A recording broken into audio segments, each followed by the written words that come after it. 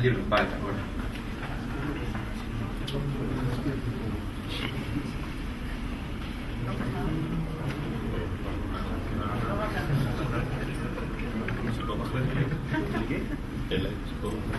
Es desde fuera. Desde aquí se baja. Está ahí.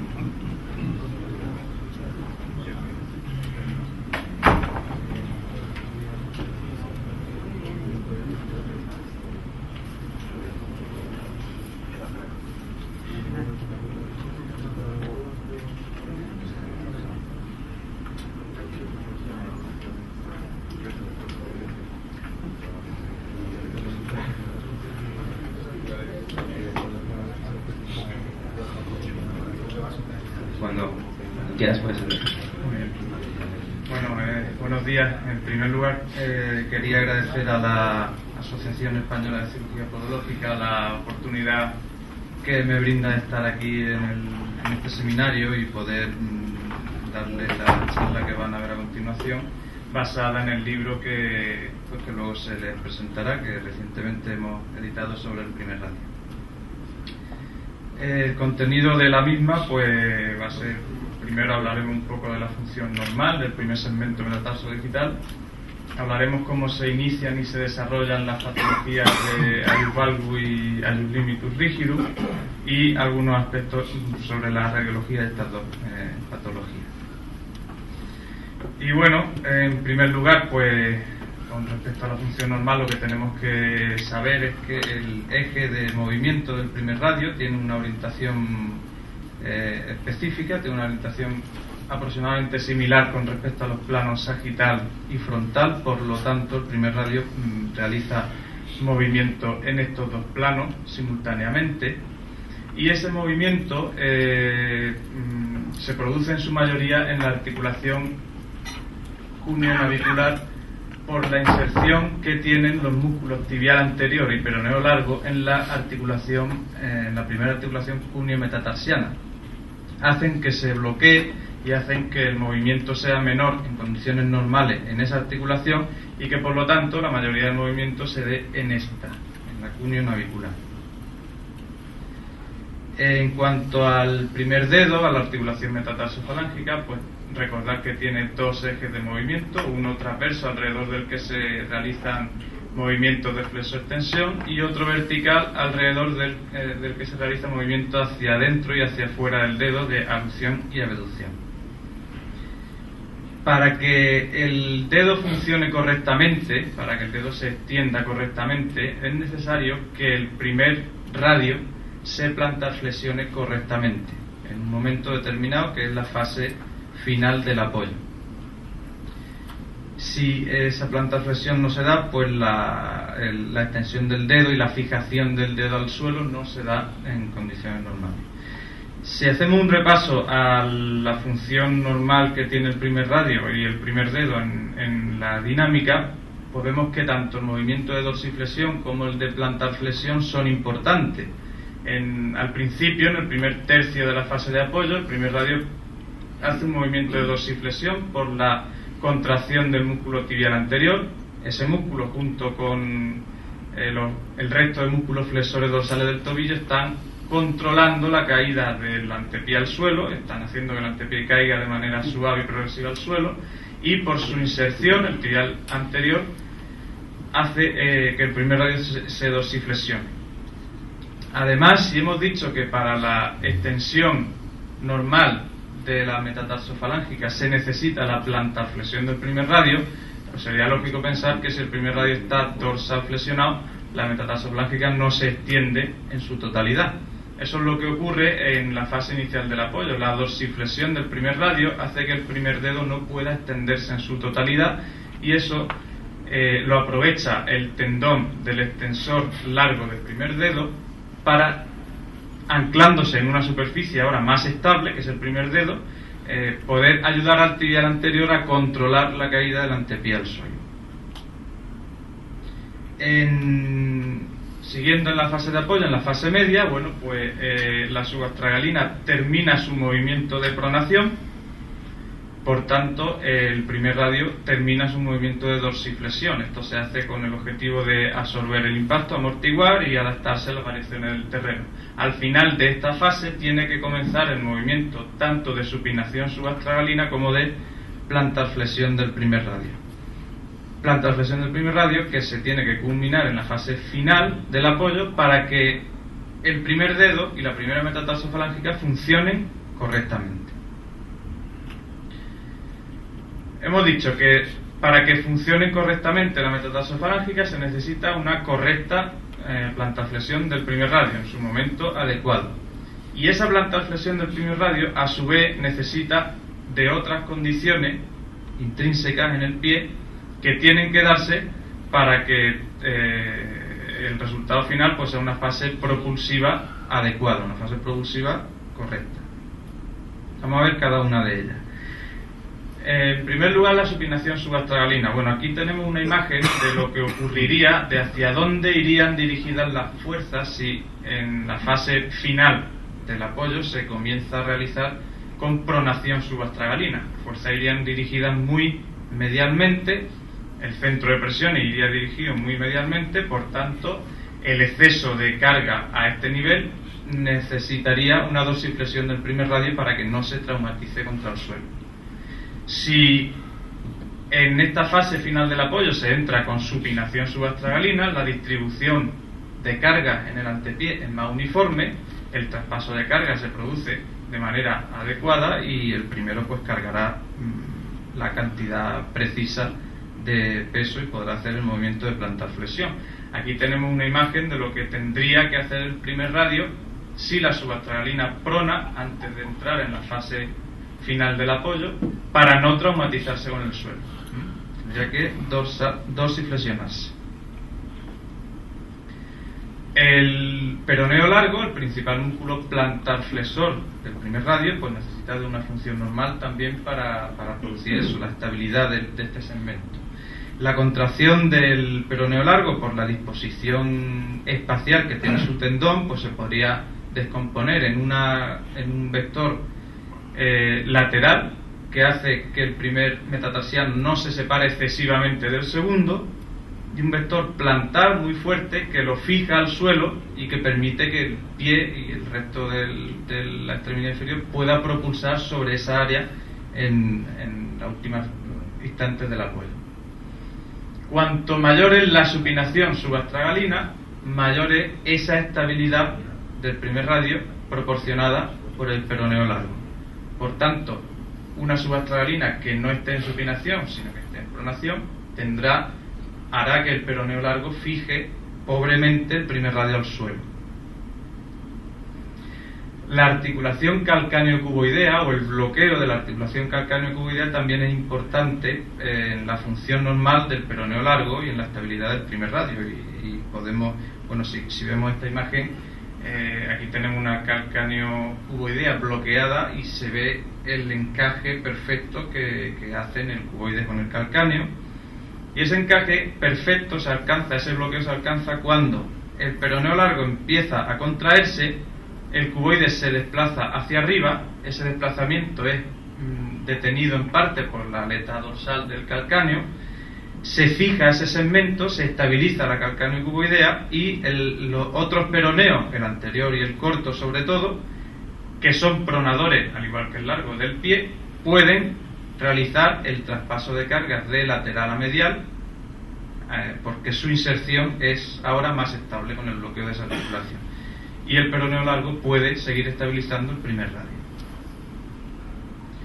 Una longitud adecuada, relativa, entre el primero y el segundo metatarsiano también es muy importante. Cuando se está produciendo el traspaso de cargas de lateral a medial, llega un momento en que los metatarsianos centrales, el tercero, el segundo sobre todo, tienen que estar soportando la mayor parte de la carga. El segundo, recordemos que tiene su base muy anclada entre la primera y la tercera cuña, es menos móvil por tanto, y la carga pues es el metatarsiano que más carga.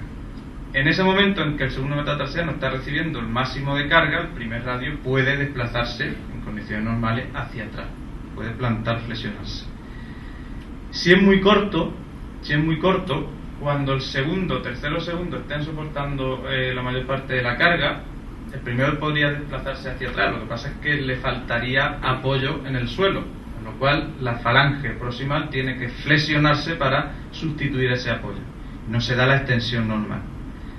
Si es muy largo, un metatarsiano largo, un metatarsiano que carga más de lo habitual. Y si carga más de lo habitual, recibe más fuerzas de reacción del suelo y por tanto la plantarflexión se dificulta. La relación entre el primero y el segundo debe ser una relación de longitud adecuada. También las partes blandas. Cualquier estructura blanda que cumpla, digamos, estos criterios, que cruce plantarmente el eje de flexo-extensión de la metatarsofalángicas, que se inserte en la falange proximal, que ejerza una fuerza paralela al metatarsiano y que esté presente en ambos lados de la articulación, si se retrae podría limitar la extensión del dedo, podría por tanto entorpecer la función normal de la metatarsofalángicas. Y por último, los sesamoideos. Los sesamoideos, entre otras funciones, tienen la de funcionar como polea para que la musculatura intrínseca del primer dedo tenga más vector plantar y el momento flexor que producen al dedo sea mayor. Sin sesamoideo, habría que extirpar los dos sesamoideos para que esta condición se diera, porque se ha comprobado que extirpando uno todavía el dedo tiene capacidad de fijarse. Sin sesamoideos, la musculatura intrínseca del primer dedo pierde vector plantar y por lo tanto el dedo pierde momento flexor, no se estabiliza con tanta energía como si los sesamoideos proporcionan ese efecto polea. El resultado final en la metatarsofalángicas de todas esas condiciones que tienen que darse en el pie para que funcione correctamente, pues sería un finísimo equilibrio que proporciona estabilidad. El flexor corto del primer dedo, los dos vientres, el medial y el lateral, proporcionan estabilidad plantar, sobre todo plantar. La cabeza lateral también proporciona estabilidad hacia afuera y la medial hacia adentro, pero sobre todo plantar. El músculo aductor con respecto al eje medio del cuerpo, proporciona estabilidad plantar, pero también estabilidad medial. Y el abductor proporciona estabilidad plantar y también estabilidad lateral. La estabilidad medial y la lateral que proporcionan esos dos músculos se neutralizan y el resultado final, pues el dedo está centrado, debe estar centrado, si los sesamoideos están en su sitio y si la musculatura está en equilibrio. Con el dedo estable, la musculatura extrínseca, cuando se contrae, pues proporciona el extensor largo una compactación del dedo contra la cabeza del metatarsiano, y el flexor largo, pues además de fijar aún más el dedo al suelo, pues también compacta la falange proximal a la cabeza del metatarsiano. Bueno, esto sería, en resumidas cuentas, lo que tiene que ocurrir en el pie para que la primera metatarsofalángicas funcione bien y no se produzcan las patologías pues que ahora vamos a ver. Si hay algún déficit en alguna de esas condiciones que hemos visto, se produce la insuficiencia del primer radio. El primer radio no carga, el primer radio tiene hipermovilidad, está dorsal flexionado, llamémoslo como queramos, el resultado es que es insuficiente, no hace su trabajo. Y por tanto se producen las patologías. Este sería el inicio común a ambas patologías, el aius valgus y el aius limitus. Una insuficiencia del primer radio, que si se acompaña, que suele acompañarse de pronación subasternalina, pues encima tenemos que el peroneo largo no puede fijar bien a ese segmento, pues daría como resultado que la musculatura intrínseca sigue contrayéndose. La musculatura intrínseca del primer dedo presenta su mayor actividad en la fase final del apoyo, cuando el dedo necesita más estabilidad. En pies con pronación excesiva, la actividad de esa musculatura aumenta en cantidad y en el tiempo. Entonces tendríamos que la musculatura intrínseca sigue trabajando para estabilizar el dedo y que el primer radio es inestable. Si queremos que un segmento sea estable, el segmento inmediatamente proximal a él tiene que ser estable también. Si no es estable, pues se produce un conflicto. El dedo no puede seguir el movimiento del metatarsiano. El metatarsiano se mueve hacia arriba, pero no solo hacia arriba, sino también en inversión. E imprime a esta articulación metatarsofalángica un movimiento que en condiciones normales no tiene. La metatarsofalángica se extiende y se flexiona, se aduce y se abduce, pero no tiene un movimiento normal de rotación. Si el metatarsiano se eleva excesivamente, también se rota excesivamente y se produce una subluxación pequeña, pero muy repetida a cada paso que da. Un movimiento en una articulación que no tiene, pues acaba subluxándolo. Ese sería el inicio común, digamos, patomecánico de ambas alteraciones. Luego hay factores que podrían discriminar cuál de las dos se produciría. Factores morfológicos, factores intrínsecos, pues tendríamos la forma de la cabeza del metatarsiano. Factores extrínsecos, pues ya pues hay otros, si hay alguna patología sistémica, si hay calzado estrecho de tacón, tal, otros factores, ¿no? Pero factores intrínsecos del pie, el más importante es la forma de la cabeza del primer metatarsiano. Cabezas cuadradas se asocian más con limitación del movimiento, cabezas redondas se asocian más con desviación del dedo. Ya en concreto, hablando de la patomecánica del ius valgus, si nosotros cogemos un esquema de la musculatura plantar, la musculatura intrínseca plantar del primer dedo, trazamos una línea que pase aproximadamente en medio de los dos sesamoideos por el centro de la articulación metatarsofalángica, y observamos dónde se origina la musculatura que afecta al primer dedo, vemos que todas se originan en la parte lateral a ese eje. ¿Eso qué quiere decir? Que a la más mínima desestabilización, la ventaja la tienen los músculos que producen abducción del dedo, los músculos que desvían hacia afuera el dedo. Si se ha iniciado la deformidad por la insuficiencia del primer radio, por lo que hemos visto antes, y la musculatura comienza a fallar, pues al final, con el progreso del ius valgus, tendríamos lo siguiente. El aductor llega a un momento en que pierde la capacidad de aducción y solamente es capaz de ejercer flexión.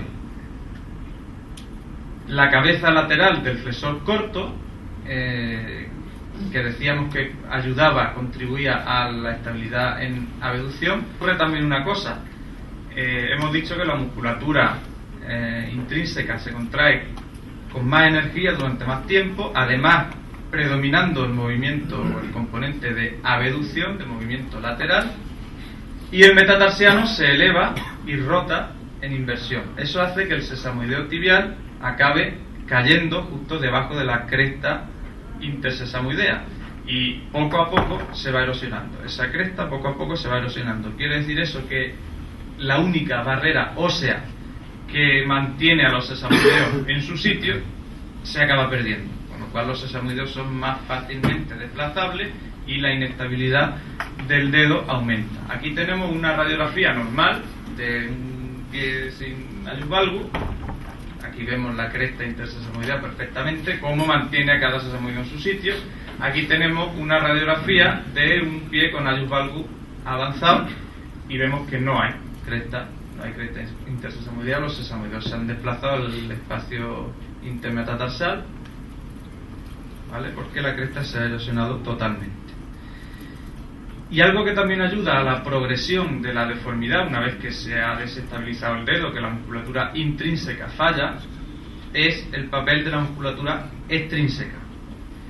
En condiciones normales, si el primer segmento está bien alineado, los tendones del extensor y del flexor largo deben pasar aproximadamente sobre el eje vertical de la articulación. Por lo tanto, su contracción no debe producir ni aducción ni abducción del dedo.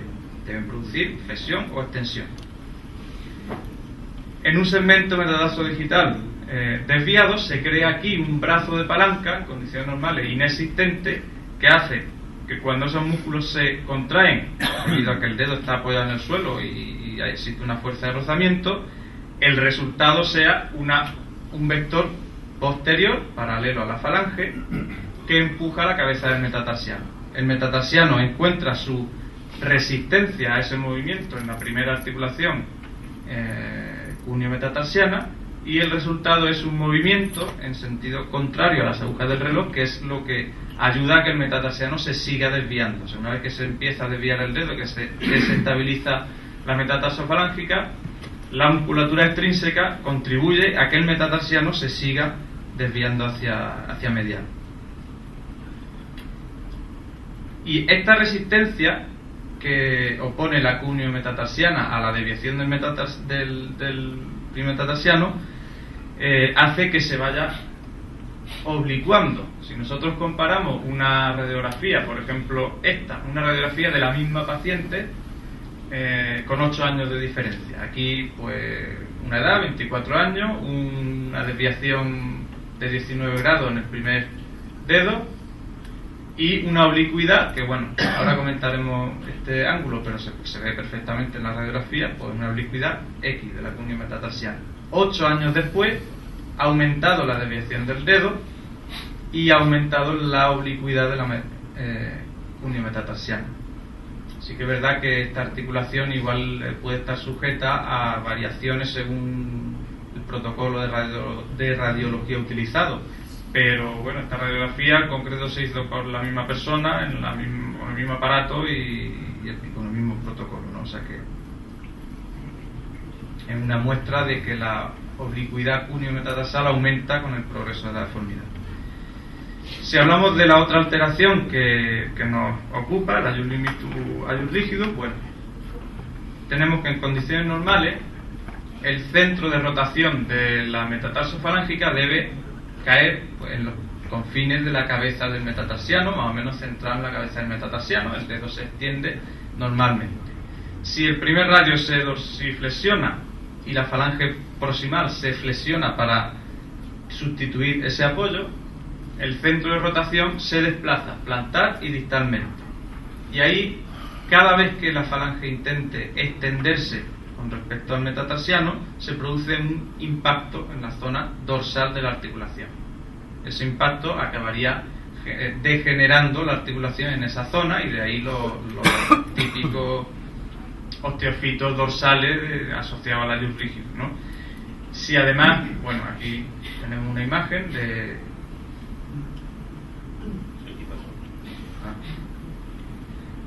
aquí tenemos una imagen de los osteofitos dorsales. Aquí tenemos una imagen de, seguramente estaréis acostumbrados a verlo, los que más cirugía hacéis, cuando abrís un ayus rígido para intervenir, donde está la mayor degeneración del cartílago, en la parte dorsal. Con esta disposición del primer segmento hay dos zonas sometidas a roce: la zona de los osteofitos dorsales de metatarsofalángicas y la zona de la zona subungueal, por la hiperextensión de la falange distal que se hace en compensación. La posición típica del dedo, pues aquí vamos a ver algunas imágenes. Aquí vemos la falange distal como está sometida a roce. Son los típicos dedos de apariencia así respingona, porque la falange distal compensa hiperextendiéndose. Aquí ya un caso brutal de exostosis dorsal. Y hay dos zonas sometidas a roce, y hay una zona sometida a hiperpresión, que es la interfalángica del primer dedo, la cabeza de la falange proximal. Este es el esquema de carga característico de un ayus limitus, un ayus limitus en cualquiera de sus fases, un ayus rígido. Una flexión que produce la falange proximal, se aumenta la carga a este nivel, y como no se puede extender correctamente, se despega con los metatarsianos externos y se sobrecarga también alguno de los metatarsianos externos. Decíamos que este es el patrón de cargas característico de un ayus limitus, tanto que en un trabajo de estos autores, más o menos reciente, se llega a decir que es un signo patognomónico de esta deformidad. Ese patrón depresiones plantares, el patrón mnemónico de el alium limitum en cualquiera de sus fases. Y bueno, en la última parte de la charla que vamos a dedicar a la radiología, bueno, vamos a ver algunos aspectos morfológicos y vamos a ver algunos aspectos también angulares de ambas deformidades. En primer lugar, la cabeza, la forma de la cabeza del metatarsiano, pues ya hemos dicho, tendríamos una cabeza excesivamente redondeada, una cabeza cuadrada y una cuadrada con cresta central, estas dos más ligadas al alium limitum y esa más ligada al alium valgus. En este segmento podemos encontrar también multitud de huesos accesorios. Quizá los más frecuentes sean, bueno, este no es que sea muy frecuente, pero alguna vez sí que se ve, el intermetatarsiano. Ese sí que es frecuente, el sesamideo interfalángico, más frecuente de lo que pensamos, igual porque no lo buscamos cuando vemos una placa, porque no suele dar problemas. Se ha descrito algún problema de sobrecarga y de lomas puntuales en esa zona ocasionadas por este sesamoideo, pero no suele ser habitual. En una radiografía dorsoplantar se podría ver como una sombra circular ahí en medio de la interfalángica. Puede aparecer en medio, lateral o medialmente, la interfalángica. Y dice que es más frecuente de lo que nos imaginamos. Hay incluso un trabajo de unos japoneses que dicen que está en un 90 y tantos % de la población, por lo menos de la que ellos estudiaron. No sé si tendrá que ver también el componente geográfico o algo ahí, porque vale mucho, ¿no? Un 93% creo que era exactamente. Podemos ver cómo está la articulación metatarsofalángica, si es congruente, desviada o sublusada. Nosotros trazamos una línea que una el cartílago articular de la falange y los dos extremos lateral y medial del cartílago articular de la cabeza del metatarsiano. Pues en condiciones normales esas dos líneas deben ser paralelas. Si tienden a converger, pero convergen fuera de la articulación, se dice que la articulación está desviada, y si interseccionan dentro de los confines de la articulación, se dice que la articulación está subluxada. La posición del sesamoideo tibial pues también nos da una información sobre cómo de desplazados están con respecto al metatarsiano. Tenemos la posición 1 sería la normal, la 2 un poco ya tocando el eje longitudinal, la 3 tocándolo ya, la 4 cuando está justo en la mitad, y la 5, la 6 y la 7 porque serían similares a la 3, la 2 y la 1, pero como si fuera así en espejo. La posición del sesamoideo tibial en una radiografía axial suele ser el más plantar, es un poco más grande que el medial, es un poco más grande que el lateral. Suele ser un poco más plantar también. Luego los sesamoideos bipartitos, no sé si habrán observado, nosotros pues hicimos un trabajo porque observábamos muchos casos de alium valgus con el sesamoideo medial bipartito y quisimos comprobar si había una asociación, y resulta pues que sí, que es 3 veces más frecuente en el alium valgus que en pies sin alium valgus, el sesamoideo medial bipartito. No sabemos si esa condición es causa o consecuencia de la deformidad, lo que sí sabemos que está asociada porque se presenta con más frecuencia.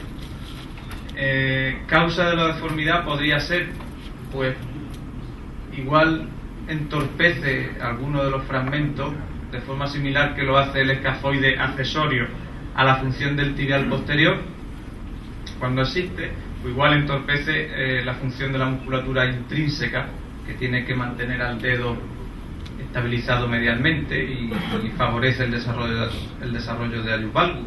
O podría ser causa, a lo mejor, el desplazamiento del metatarsiano cuando el sesamoideo medial cae bajo la cresta intersesamoidea. Ese traumatismo podría fracturarlo y en realidad ser sesamoideo fracturado, ya consolidado, ya curado, y sería causa de la deformidad más que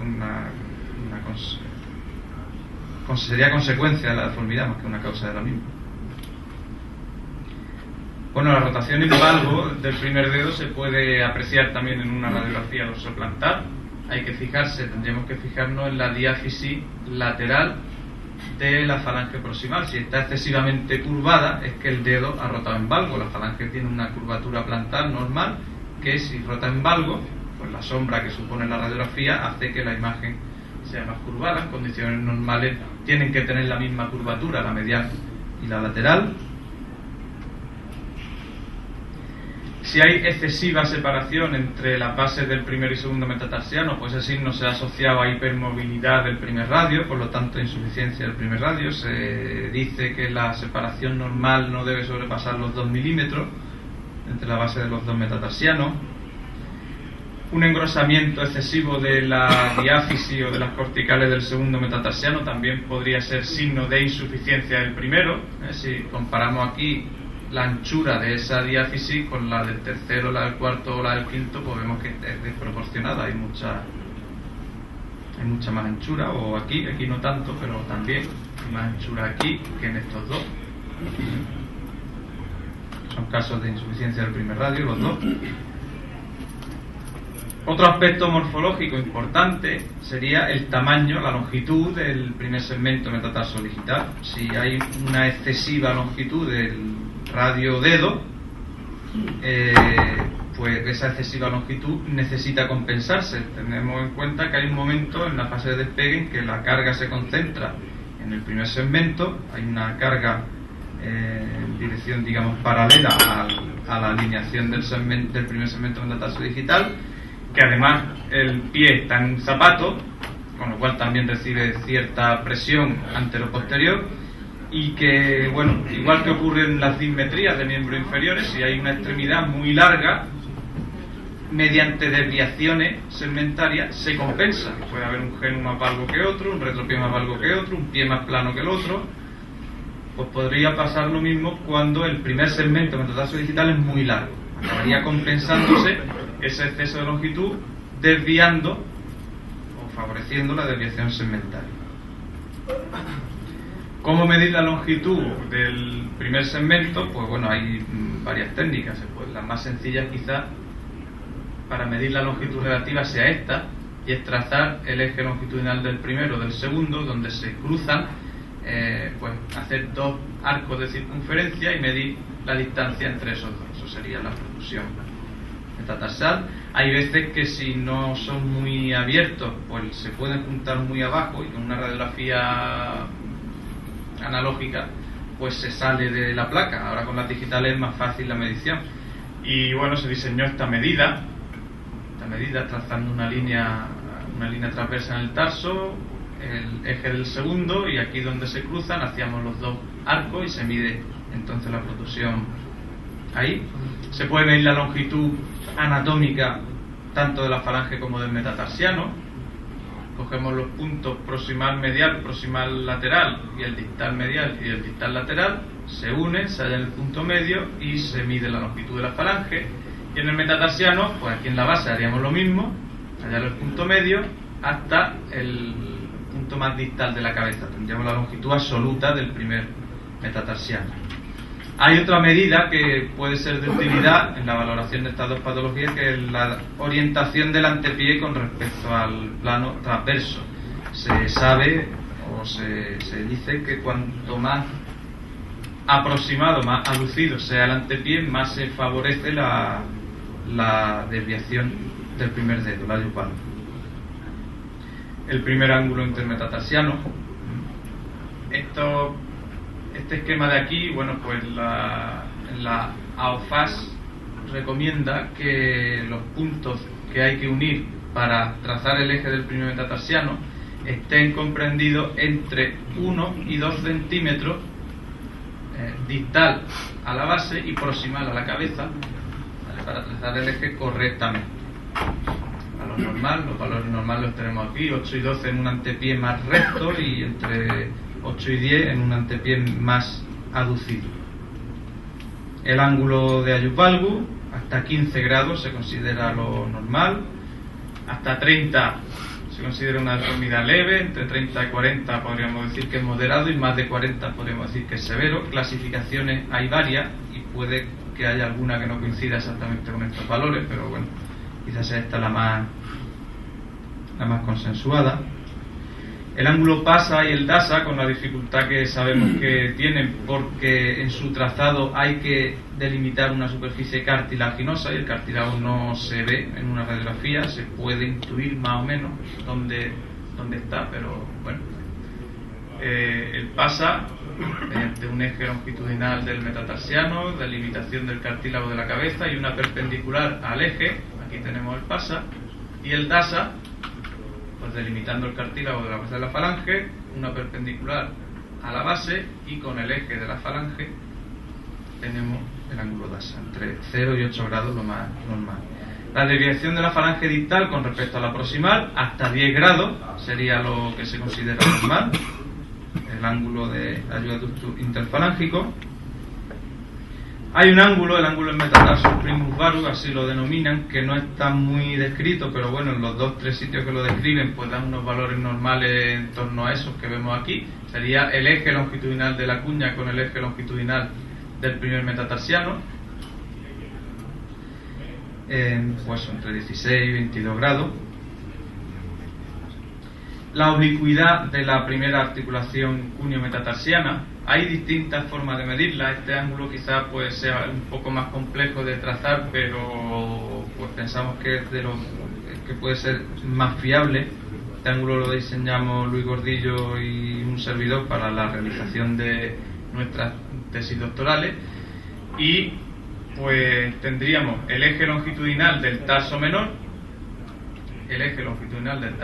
que es una de las líneas que tenemos que trazar para hallar el ángulo del antepied ductus, y una línea correspondiente a la carilla articular distal de la primera cuña. Ese sería el ángulo, y más o menos en torno a los 110 grados, grado arriba, grado abajo, es lo normal. En cuanto a aspectos morfológicos funcionales ya del hallux limitus o hallux rigidus, pues igual tenemos un exceso de longitud del primer segmento metatarso digital, igual que en el hallux valgus. Se ha comprobado que en el hallux limitus el primer segmento es más largo. Lo que pasa que hemos dicho que la articulación metatarsofalángica es más estable en cuanto a desviación en el plano transverso. Por tanto, no sería posible la compensación mediante desviación del dedo, y eso genera otro tipo de conflicto, y es que esas fuerzas que recibe el dedo, que en el caso del hallux valgus lo desviaban, aquí lo van a compactar excesivamente con la cabeza del metatarsiano, acaban produciendo excesiva presión intraarticular y acaban degenerando la articulación. Curiosamente, la desviación, cuando se produce, es más quizá en la interfalángica que en la metatarsofalángica. La interfalángica parece ser en estos casos menos estable en cuanto a desviación en el plano transverso. Es muy habitual ver casos de hallux limitus severo, hallux rigidus, con la interfalángica excesivamente desviada hacia afuera. Luego, bueno, en radiografías laterales es normal ver una ligera dorsiflexión del primer radio con respecto al segundo, es normal. Hay un ángulo intermetatarsiano lateral que se mediría utilizando las corticales superiores de ambas diáfisis, y que el valor normal se estima que están hasta 3 grados, hasta 3 grados podría ser normal. Hay también una medida, una distancia en milímetros, lo que pasa es que se considera quizá más variable, porque bueno, pues no estamos midiendo superficie totalmente recta, sino curvada. Pero bueno, entre una imagen así, que sería lo habitual, y una imagen como la de estas dos radiografías, pues la diferencia está clara. Hay una excesiva dorsiflexión, tanto aquí como aquí, del primer radio con respecto al segundo. Eso no sería lo normal. Y luego, aspectos radiológicos, en el hallux limitus o en el hallux rigidus, pues la evolución de la deformidad, independientemente de los valores angulares que se pueden medir, que podrían ser los mismos que hemos visto para el hallux valgus, pues se puede atender a la degeneración que ha sufrido la articulación, y hay unas clasificaciones de distintos grados. Bueno, aquí estaríamos desde el estadio más leve, menos nocivo, que sería el hallux limitus funcional, el que solo se da con el metatarsiano cargado hasta el estadio final de la deformidad, que sería el ayus rígido, una abolición total de la extensión metatarsofalángea. Es una clasificación muy conocida. Hay dos que son muy conocidas, una de Renault y otra la de estos autores. Pues me he decidido poner esta porque quizás sea de las dos la que más he visto utilizada por ahí en la literatura. Y bueno, habla de un grado 1 cuando existe la insuficiencia del primer radio y hay una leve exóstosis o una esclerosis, una ligera esclerosis de la articulación. Como podríamos ver ahí, una pequeña exóstosis, una ligera esclerosis. Habla de grado 2 cuando están presentes los factores del grado 1 y además pues hay un ensanchamiento y aplanamiento de la cabeza, como se ve aquí, no se ve muy bien aquí en esta imagen. Disminución del espacio articular y ya osteofitos dorsales y laterales más importantes. Establece un grado 2B cuando se dan las condiciones del grado 2 y además o bien defectos subcontrales o cuerpos sueltos, defectos osteocontrales o cuerpos sueltos o quistes subcontrales, como vemos aquí, o las tres cosas. Un grado 3 se daría cuando estén presentes los componentes del grado 2, más una hipertrofia severa de los sesamoideos, un espacio articular ya mínimo, casi totalmente reducido, y ya deformidades angulares importantes. Y digo, insisto, que la deformidad angular quizá más importante en el ayus rígido está en la interfalángica. Y el grado 3B, que también hace esa distinción, pues igual que el 2B, cuando además de los componentes del grado 3 están presentes algunos de esas características, cuerpos sueltos, defectos osteocondrales o quistes subcontrales. Y también hay un aspecto en el que nos podemos fijar cuando hablamos de ayus rígido, que es la osteocondritis disecante. Normalmente se produce por un traumatismo, es un arrancamiento de una pieza de cartílago articular de la cabeza del metatarsiano. Y claro, si la articulación, una parte de la articulación ya carece de cartílago, pues el movimiento no es tan suave, no es tan fino y puede empezar a degenerarse, se limita el movimiento. Aquí tenemos un esquema, aquí tendríamos una imagen parecida a la del esquema. Y bueno, en cuanto a radiología, pues nada. En conclusión y para terminar, pues que nos quede claro que bueno, una función normal del pie nos va a proporcionar la estabilidad necesaria en el primer segmento metatarso-digital como para que todo funcione correctamente. La función anormal del pie, generalmente o en muchas ocasiones producida por la patología de la pronación subastragalina, nos va a dar como resultado una insuficiencia, nos puede dar una insuficiencia del primer radio como resultado, y esa insuficiencia del primer radio, cuando se combina con otros factores intrínsecos, que son los que hemos visto aquí, pero también extrínsecos, pues podrían dar como resultado o bien el ayus limitus o bien el ayus valgus, como dos patologías muy frecuentes del primer segmento metatarso-digital. Y bueno, no tenemos que olvidar que aunque el tratamiento corrector de estas dos patologías en la gran mayoría de los casos es quirúrgico, pues el tratamiento ortopodológico postquirúrgico fundamentalmente, pero en algunos casos también prequirúrgico, puede ayudarnos sobre todo en el postquirúrgico, a que la deformidad no aparezca otra vez, o por lo menos a que tarde más en aparecer, si es que tiene que volver a aparecer. Muy triste ver pacientes que han sido intervenidas, hablo en femenino porque quizá que son las que he visto que me ha pasado, pues son todas mujeres, y 2 años después de la intervención aparecen otra vez con su ayus valgus, igual que antes, igual no, quizá peor, porque si se le ha reseccionado alguna parte del hueso, pues ya está igual. Entonces bueno, hay que tener en cuenta que el tratamiento ortopodológico pues siempre es importante. Y nada más, muchísimas gracias. No, esperad un momento, no os marchéis. Vamos a presentar ahora el libro, si te parece bien a ti, Pedro, y después vamos al coffee break. Va a venir ahora Julio y Pepe Valero y van a hacer la presentación del libro. ¿De acuerdo? Muy bien.